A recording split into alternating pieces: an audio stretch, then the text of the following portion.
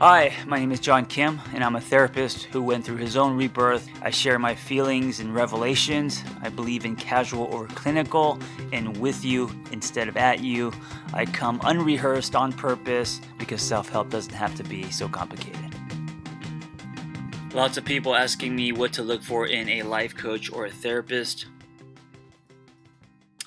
I don't really, I know they're different, obviously, but when it comes to what to look for, I think they're the same. And these are three things that I think you should look for in a good therapist or a good life coach. Any kind of coach, relationship coach. I would even say like a fitness coach too, as well. Okay.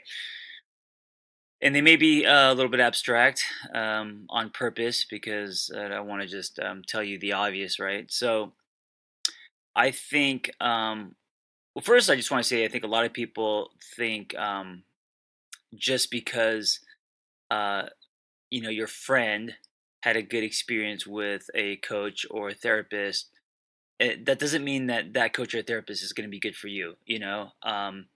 I think there's a difference between the tools that we have as a catalyst, whether they are clinical tools or positive psychology, coaching tools, whatever.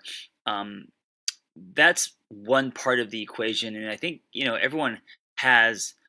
Uh, a certain extent of tools, assuming they're qualified, right? Assuming they either, if you're a therapist, you have your master's in psychology and you've done your hours, or if you're a coach, you have one or many certifications, right? In whatever you are coaching. That's kind of the beginning, but I think there's more, and I think especially with coaching and being a therapist, that it's not just about what they know; it's about who they are. And so here are my three things that you should look for in a coach or a therapist. Okay. Number one is they have to believe that you can change. And I know it sounds really kind of obvious, but you know what? A lot of coaches and therapists, um, they're just doing sessions, and I don't know if they genuinely believe that you can change. You may feel hopeless about your story, but your coach or your therapist cannot. If so, he or she has a ceiling, right? Then the sessions just kind of turn into going through the motions, not them truly believing that you can change. And I think that if your therapist doesn't believe that you can change, you need to find a different therapist. Um, and in order for them to believe you can change, they must understand you and invest in your story on some emotional level, right? So it's not just about like what's on paper and what happened, but um, I really believe in the emotional exchange. And it doesn't mean that your therapist and life coach are, vomiting on you and they're, they can't control their emotions. That's not what I'm saying. I'm saying that that relationship dynamic, the client and coach, um, it maneuvers on an emotional level because we're human beings, right? And obviously, um, they must not judge or compare you to other clients. This unique um, connection that you have with your coach or therapist, it's unique to you guys. And I got to say, that's one of the most important things about the exchange. Listen, you can Google information on how to change your life. You can Google information about anything. It's the dynamic of the relationship you have with your coach or therapist that I think is the most powerful, and it's also what makes your coach slash therapist unique and like priceless to you. And this is also why when you refer them to a friend because they were so amazing with you, um, they might not have your friend might not have the same results, and then they'll think you're full of shit, and they won't realize or consider that the actual relationship is unique to the individual, right? We'll be right back after this brief message.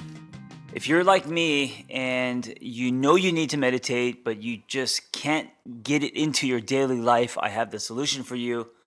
Simple Habit. They're an app, and what makes them different is they have hundreds of experts doing all different forms of meditation. So it's not just one platform with one expert doing one type of meditation. They even have very specific meditations to your life problems. So, for example, if you're nervous about a big meeting, or if you want, meditations about parenting issues, they have very niche meditations, which makes it really powerful. Finally, they have short meditations that can be consumed in like 5 minutes.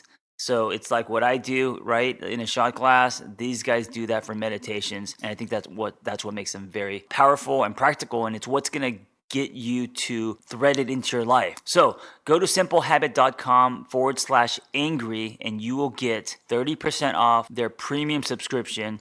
And this is only for the first 50 listeners. Now, when you get the premium subscription, you get access to thousands of meditations. Go to simplehabit.com/angry and get 30% off their premium subscription for the first 50 listeners.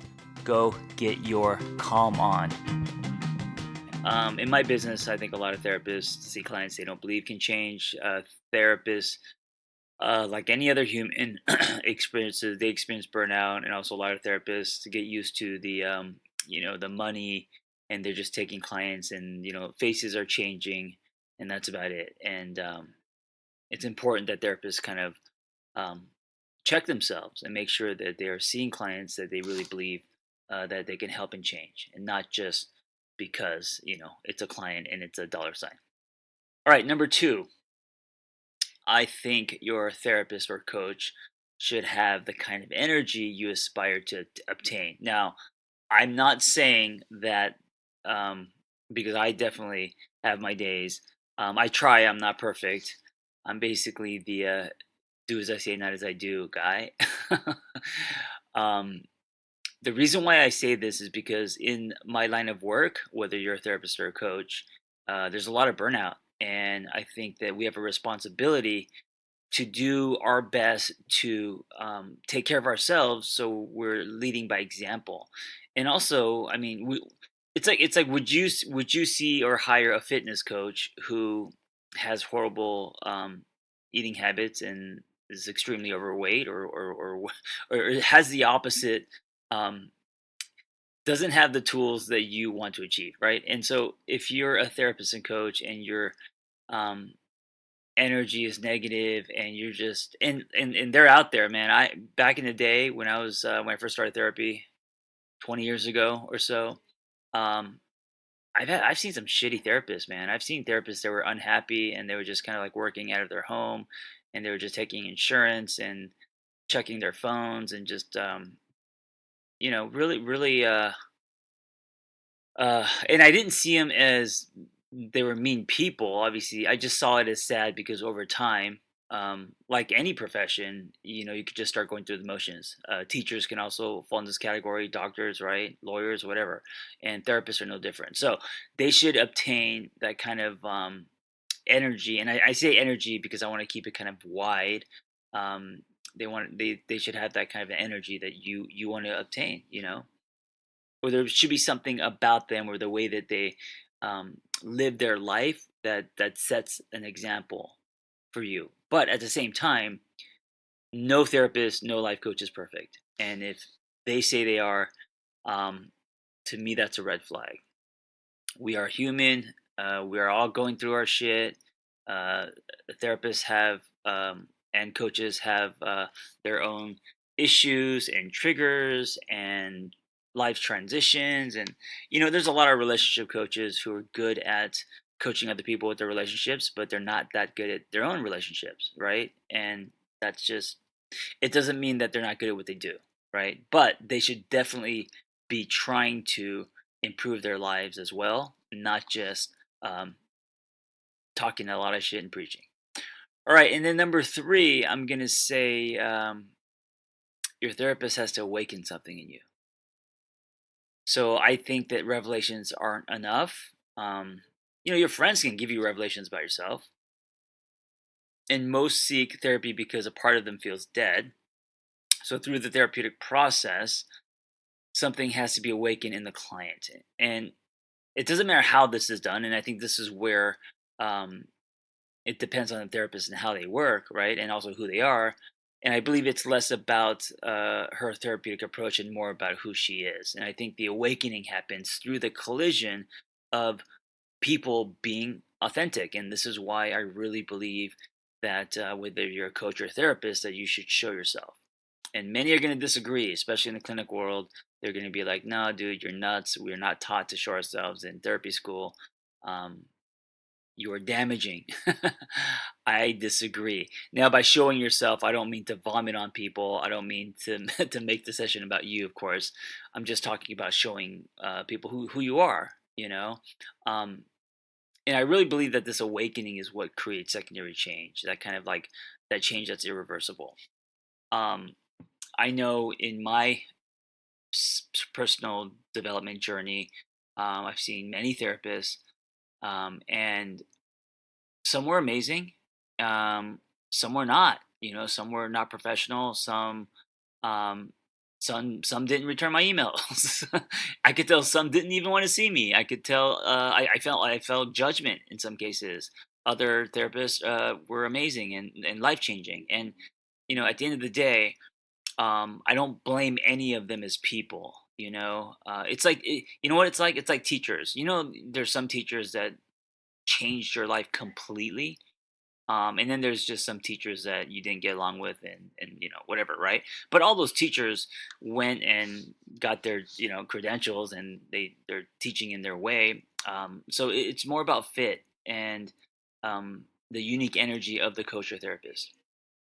So if you're looking for a coach or therapist, think about those three things. I think a lot of people just think about like resume, what's on paper, or like who have they coached, or all of that. And I think that there's other things to consider, like the three I mentioned above.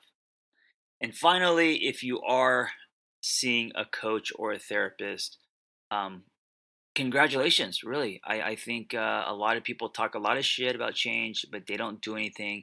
And I know that, money's a factor, and some people don't have insurance to see a therapist, or like, coaching is can be expensive and all that. I get that. But if you can make it happen, you can. If you go to our website, journey.co, we have a lot of coaches who are taking clients for a sliding scale, or for a lot less, who are practicing and their craft, all of that. And then if you um, have insurance, you could see therapists. Just go to Psychology Today, or call your insurance, and they'll give you a list of therapists who you can see. And it's usually not the money; it's laziness, it's fear. There are other blockers that prevent people from getting stigma, right? Thinking that if you see a therapist, then you are broken, or that you can't fix yourself, or whatever. I encourage you to redefine all that and see coaching and therapists as luxuries, as things that you should be grateful for that you have access to, and even if you can see someone once a month, that's better than nothing. And I highly encourage it. It's changed my life, and I know that it will change yours. Thank you for listening. Be well. Hey, if you have a passion to help others and want to become a life coach, or you just want to acquire tools to change your own life, learn more about our Catalyst Life Coaching Intensive. We are an evidence-based training program with an amazing, authentic, vibrant community, and we give lifetime support. Just go to my website, theangrytherapist.com, and click on Life Coach Training. Hey, before you go, if you like my ramblings and revelations and shares, I am now texting people directly to their phone. Just go to my website, theangrytherapist.com. If you want to subscribe, I'll be doing weekly text, 5 days a week, reminders, and also mindsets and exercises and challenges. And every week there will be a different theme, a different topic. So I hope to see you in your phone. And also, if you enjoyed this conversation, I hope you help me spread the dialogue and help other people by sharing it. You never know what people need to hear. So if it's helped you, I hope you can help me help others.